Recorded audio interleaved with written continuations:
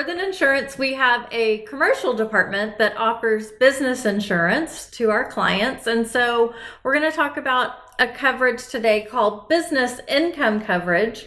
You may have heard of it as business interruption or loss of income, and that's all the same thing. So we might refer to those phrases business income, business interruption, loss of income. Nevertheless, Molly, tell us, what is business income coverage? So, business income is a type of insurance that covers the loss of income a business will suffer after a loss occurs. Basically, it's designed to do what the business would have done had the loss not occurred. Okay. And does it have to be a covered loss or just a squirrel gets in the attic? So definitely a covered loss, such as a fire. So it provides coverage when your business shuts down temporarily due to a fire or any other covered loss. It covers the business owner's net income plus operating expenses that will be continued on, like rent and insurance and payroll, while your property is being repaired or replaced. So that is important to be able to cover payroll so you also don't lose employees. Yes. How long does business income coverage work?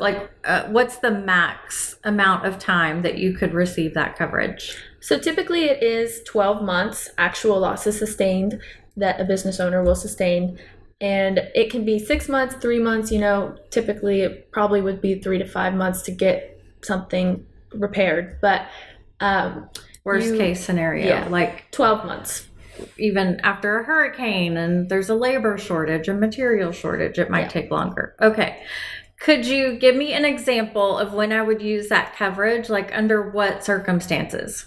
So this coverage is good to have in the event that you have a covered loss and you cannot operate your business due to shutting down and having that damage in your building causing your business to not be operated in. Mm-hmm. So let's say I have a commercial office building that I rent out to a tenant.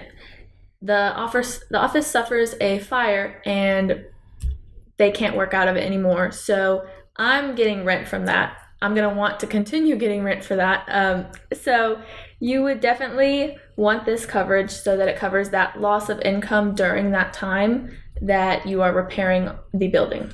So in that scenario, the rent that a tenant pays is your income, and you need to keep getting it because you have to keep paying your mortgage as a property owner, for instance. So if one tenant is paying you $10,000 a month, you don't have to just take that out of your budget and not have $10,000. Okay, and so while that building is being repaired, you have it. Then that income will be replaced. Okay. Well, thank you so much, Molly. No problem.